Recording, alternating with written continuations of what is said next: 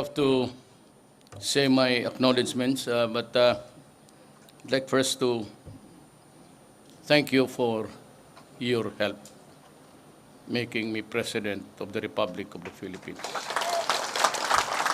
Salamat po at I was in Basilan. I won, natalo ako doon sa pinuntahan ko. Kaya ko nga pinuntahan para titignan ko lang sila. But anyway, I won by about 90,000 and dito malaki. In Sulu, nag-landslide talaga ako. I thank the Allah that they never forgot who I am. Saan ako galing. Maraming salamat po sa inyo. To Governor Ismael Toto Mangudadato, Secretary of Defense, si taga rito po ito, si Delfin Lorenzana, Secretary Emmanuel Piñol, nasa cabinet ito. Ilan ba ang kabinete ko na galing Mindanao? Marami ito sila. Freddy Mangudadato, Buluan Mayor by Lorena Mangudadato, Pandag Mayor by Simon Mangudadato, Assemblyman Kadafe Mangudadato, former Mayor Ibrahim Jong Mangudadato, good friend of mine. Sabi ko, huwag ka na pumasok ng politika, magpayaman ka na lang, karami mo pera. Mr. Nela Stimosa, President Green Earth Corporation, di mga kapatid ko, and from the bottom of my heart, thank you. Itong pag-intindi ninyo sa sitwasyon natin. The members of the Central Committee of the MILF, my Muslim brothers and sisters, Maranao ako Maguindanao, kunti lang, and my beloved countrymen, Assalamualaikum. Yung, hindi ko malimutan yung year, but I was talking to Governor Piñol. Makinig kayo mga NPA. Total, nag-uusap na rin tayo. And hindi ko kasi maintindihan Si Governor Piñol was talking about the successes of dito sa... Kaya sabi ko kay Toto, nakakainggit Hindi inggit para sa akin, para sa ibang tao na nababara ang progreso. Kasi nga may mga objection na hindi naman tingin ko tama. O may kunting, it could make a difference, but it is not enough really to ignore the livelihood programs of the Filipino. Manny Piñol came to me and said, kasi sa siyudad ng Davao, yung bukid, ang parte doon, Pakibato, which is really the most influenced by the NPA. At ako naman, kasi puro kaibigan, I go there, at ang sinasabi talaga nila, hanap buhay. You know, kaya itong salita na marami, wala lang kami pang kapital. Yan ang masakit pakinggan kasi hindi ako makakatulong. So sabi ko sa kanya, mantignan mo daw doon the soil and everything. Is the soil good for planting of this and that? Sabi niya, pumunta siya together with an agronomist from, I think, Malaysia. Nung nakita, sabi ng Malaysia, we can introduce palm oil here. And in a few years, everybody will be all right financially. Initially, pumayag kayong mga left. And then, suddenly, pumasok itong NPA, nagpasta na ng it would damage the watershed, that it would absorb so much water at apektado yung, tingin ko naman, Pakibato River, sobra-sobra yung tubig dyan It goes out to the sea, to the ocean. Nag-object sila. So hanggang na-stymie. It was not really, I was willing to invest. So ngayon, makikita mo, mainggit ako para sa tao na dito may hanap buhay, may trabaho ang tao. Kapital mo lang dito, seedlings. And even Manny now says that for your effort and for the splendid job that you have done, He's willing to pour again 300 million may available siya sa Department of Agriculture para dito sa inyo. Alam mo kasi ang priority ko ang itong Maguindanao pati Sultan Kudarat. You know why? Sa statistics, you have the highest incidence of hunger. Kaya ang una ko dito, next month, pag bababa dito yung mga DSWD, so pakisilip nga ng mga taong kakaway para maybe you'd be short of everything, but not food. Mahirap yan, gutom. I'm happy that Manny has decided to pour another 300 million for you here. And yan, kailan available yan, man? Right away, sir. Bukas bigay na siya talaga. Right away. Kaya hindi ako nagkamali, kinuha ko si Manny, sa totoo lang. Why? Hindi ko ng mga expert dyan. Sabi ko, get a farm boy with enough experience. Okay, nakikita ko yung North Cotabato. By year 20, habulin na niya yung mga syudad. Davao City does not plant anything. It's trading. Trading lang ang Davao City. Walang tanim, wala lahat. Except yung bukid, hindi nga makapasok kasi nandyan yung NPA. Dito, saan yung NPA dito? Mag-raise ng hands para, well, anyway, nag-uusap tayo ngayon.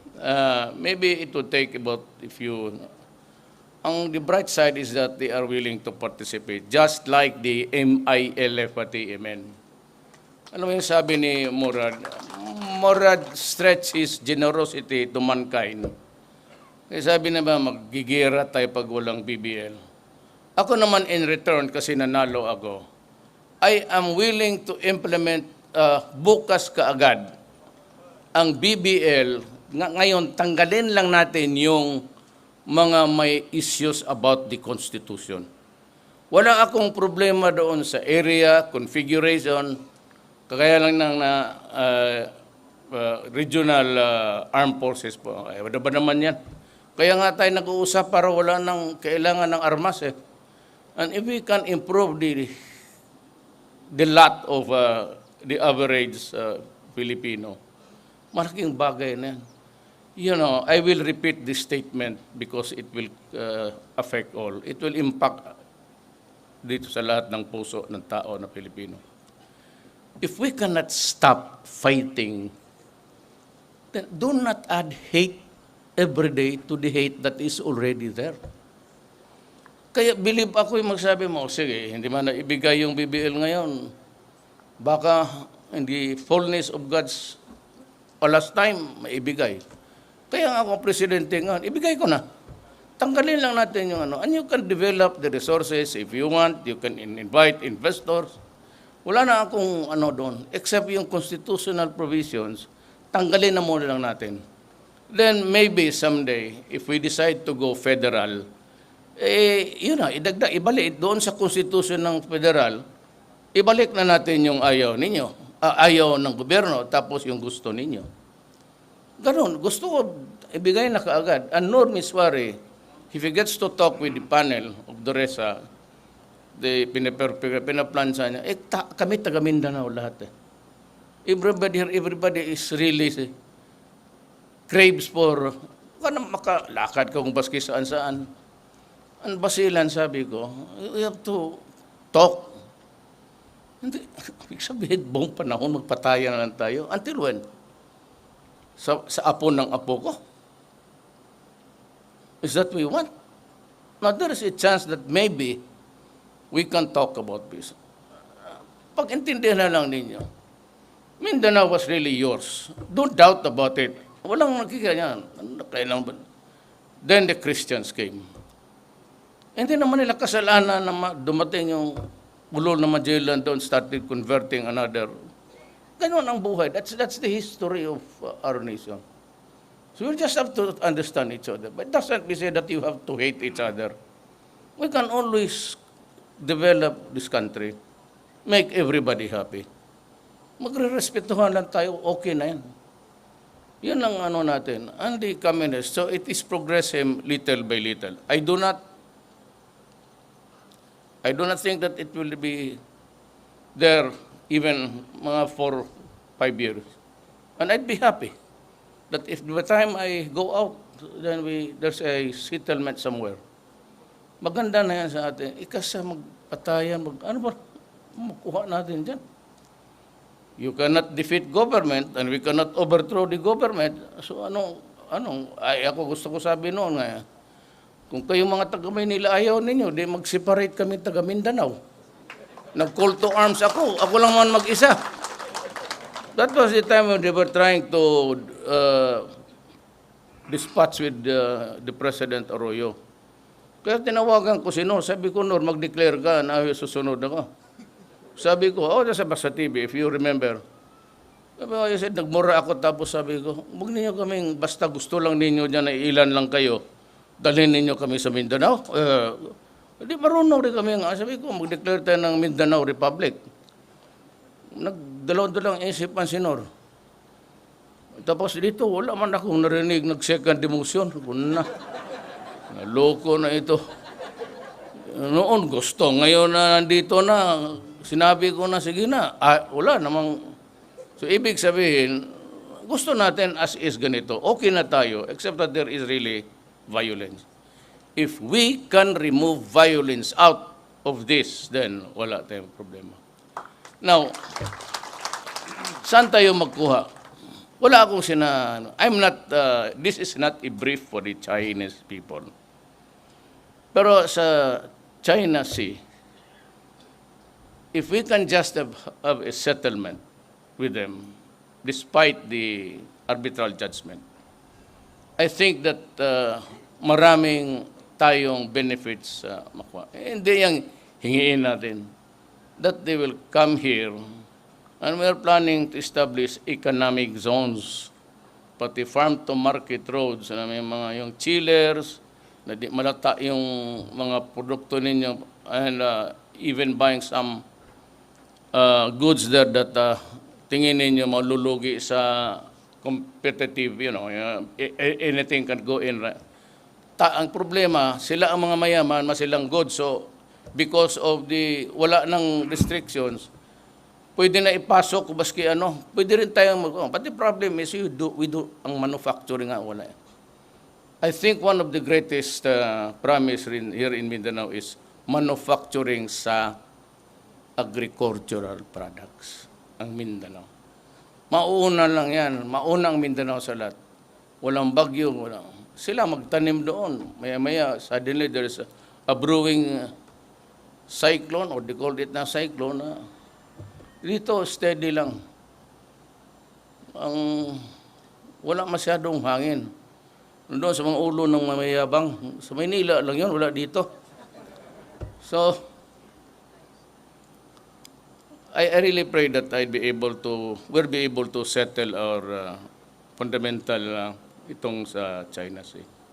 Ramos said that if it's all right if we take out the arbitral judgment from the talks. Apakah ganon, and if it's really the will of the people, especially Congress, baka maunahan natin ang buong Pilipinas. Dito tayo magwalok ng progress. Kasi marami talagang papasok dito because of the land, because of the fertility of the soil, and the fact that there is no typhoon to destroy the cycle of crops natin, pati cycle of the weather. Ang hindi nila ako nakuha, itong treaty sa Paris, there is no treaty to honor. We have not signed the treaty. We just committed to draft a treaty, a provision sa treaty para atin, so that we can be able to present our game plan and sign the treaty. Nandyan sa Congress. Ang sinabi ko, kasi hindi clear, itong imbento na ito na climate change, there is really change. But who caused it? Hindi tayo. Ngayon lang ito itong factory dito sa Buluan. What else? Ito, DNR approved pa, it's eco-friendly. All the years, yung industrialization from the 60s, 70s, it was China, America, Europe, yung buga-buga sila na maitim na, Now, they have reached dito sa pinnacle of economic power. Eh, gusto nila tayo rin sumunod ng kate na dandahan na. Okay ako niyan. Ang problema, even if it is a self-imposed restriction, there is always a standard to follow. Ngayon, kung magsabi ako, tutulungan ko ang aking bayan kasi walang trabaho ang mga tao, kung maggawa ako nitong marami, itong ubang lugar na barren, if I start to give out seedlings, kaya ginawa ng Manggudadato family, the initiative and the other generations that were responsible for this, the preparation. Paano ako makaano kung hindi ko alam kung what restrictions there will be? Mahirap yan. Sabi ko, kayo, dumating na kayo doon at our expense. Kayo yung una nagbuga-buga. Nandyan yung carbon footprints ninyo. It shows in the... Kami dito, papunta pa lang sa naabot na ninyo. Eh, mahirap yan. Kasi yung restrictions na I retreat, re-reviewin pa yan. Hindi naman final. So, let us be clear. Give me a clear view of what will happen to the treaty if we decide or the Senate would agree with it, magbibigay sila ng concurrence nila, then bigyan niyo ako clear view anong mangyari.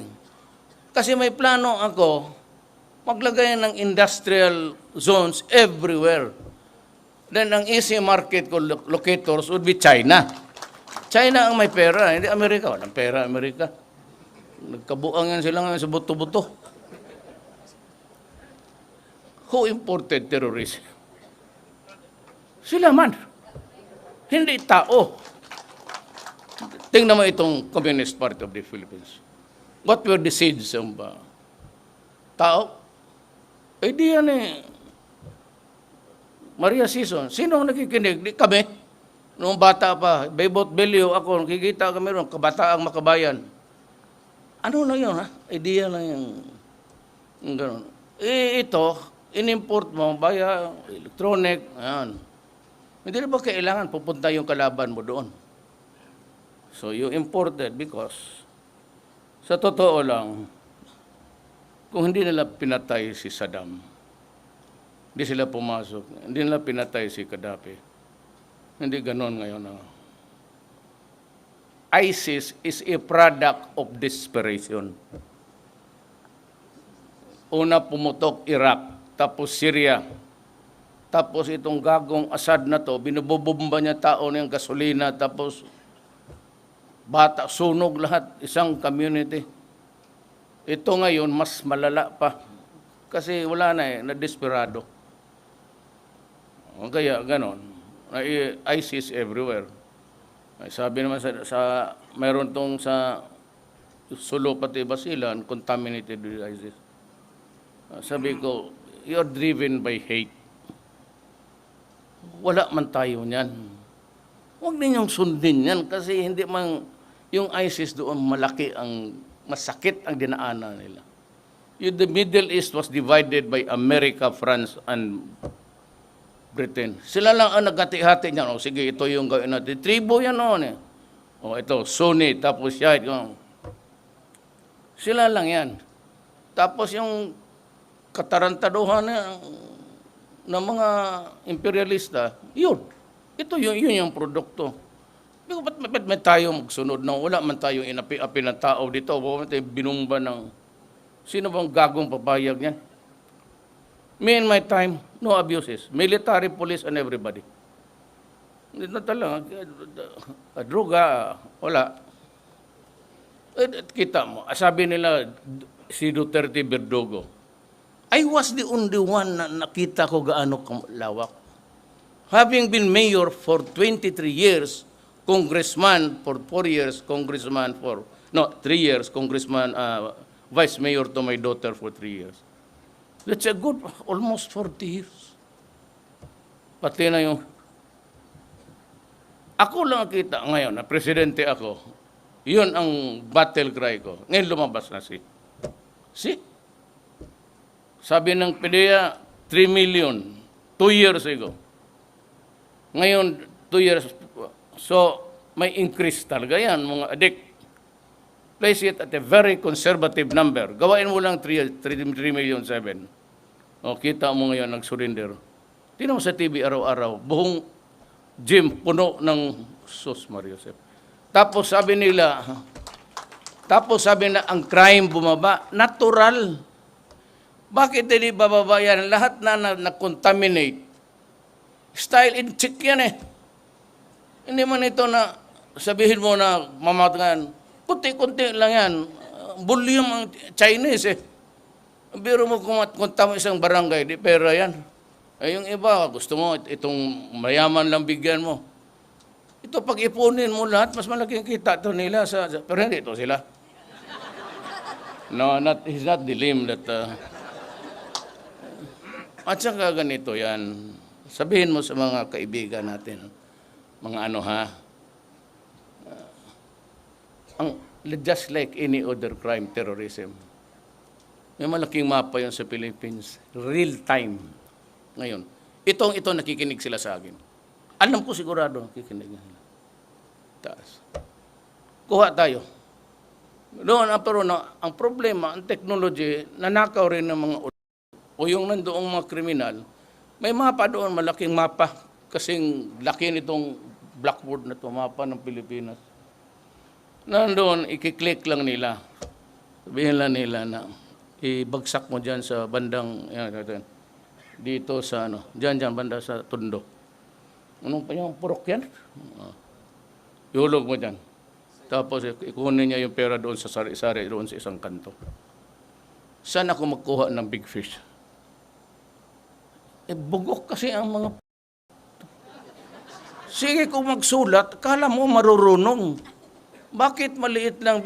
Hoy, I have to invade a country to arrest the drug lords. Bilyonaryo na yan doon, hindi mo makuha yan. I will not name the country, but obviously it is known to you. Ganon yan. Isabi ko na lang, kasi sa kabugukan nito mga... Para bang sinisisi pa ang gobyerno na, where's the big fish? Yung pamaro-maro na, bakit walang... Tarantada ka. Hindi lang kita masali ka. Pagkitain kita doon sa... I will let you in sa intelligence room. Tignan mo lahat. Big fish, big fish. Ang big fish, wala dito. Doon sa kanila, sa bahay niya. Nagalugod. Dumi doon sa likod. Kaya makainit talaga. That's why sabi ko, intend to talk to China. Bakit ganon? Sa newspaper about 4 days ago. Pati yung mga barko, puro China ang nagluluto doon sa China. Ang barko, hindi naman niluto dito yan. Bihira na tayo makahuli dito. Kung dito, patay talaga. Bahala kayo lang. So, remember that I've always been consistent in my statements during the campaign. Do not destroy my country because I will kill you. Hindi mo ba maintindihan yan? Do not destroy the young, mga anak namin, because I will kill you. It's spelled K-I-L-L. Ba't mo, Kel? Bisaya eh. Ano pa naman? Magpamarunong kasi. Hindi naman marunong. That's the problem with the Filipino. Maraming magpa-bright na hindi naman bright. Hindi naman alam na magtanong, big fish, big fish. Big fish. Doon ka magbili sa palengke. Tuna doon. But even the tuna is not produced here. There is no more fish in our grounds. It's taken out of the country into the international waters. They're getting it from there and kaya mahal. Pero marami pa, itong malawak itong dagat. Deep down doon sa pababa sa Pacific Ocean, marami pang isda. Huwag kayo mag-alala. Ang mga the fish there are dying of boredom. Sa karami nila, wala nang ginawa maghintay kung nandoon ang big fish. It's not within our, they are not within our reach now. We have to do something about it. But dito, kailangan mo talaga tapusin ang... Kung wala nang mag-supply, wala nang runner, edi wala na. Minsan may makita kayo na, minsan may kotse dyan, iniwan, may kotse na iwan banda dyan, tapos may shabu ng 50 kilos. Ayan yung mga tenyente. Hindi tenyente ng army. Pero sabing big boss na general, wala dito. So yan ang ano ko sa drugs. But in addition to yung pasalamat ko sa mga, wala akong masasabi doon sa ayaw talaga. I have offered everything. I'm offering my hand in peace. Para sa atin lang. Otherwise, we cannot be at war all the time and hate each other and hate it more every day, all the time. Walang mangyayari sa bayan na ito. Baski sino gawain mong presidente, walang magawa except to fall the sons. But I will not because I come from Mindanao. Sayang naman, nakapresidente kayo ng Mindanao tapos mahiya na magtago na lang ako dito kung sa kasayang ni Duterte. Siya din taga Mindanao, hindi pa niya na ayos. At mabutit na lang at mayroon akong konting connection sa Moro blood. So I can talk to you freely. Na I love you, I want you to enjoy everything in life. We can only stop fighting. So lang ho ang mensahe ko kasi peaceful, holy ako holy. Ayaw ko ng violence. Ayaw ko ng gera. Gusto ko mag-usap lang tayo. But those who would like to destroy our society and put at peril our children do not expect anything from me. Papatayin talaga kita.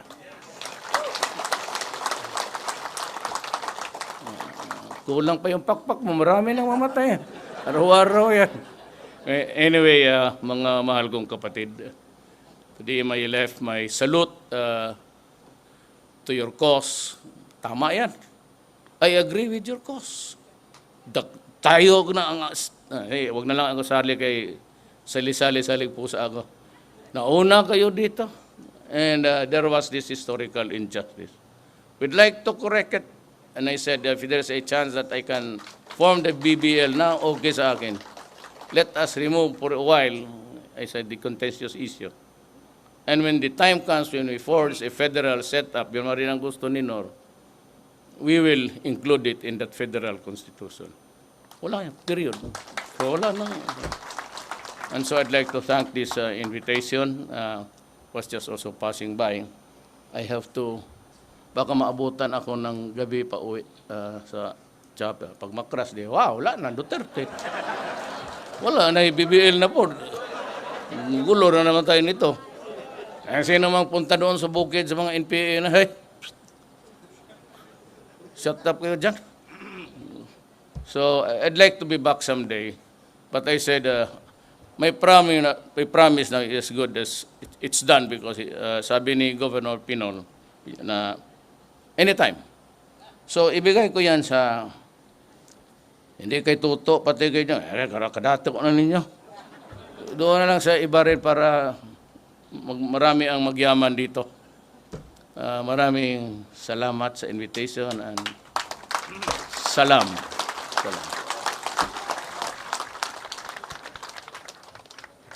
Daghang salamat, Mr. President.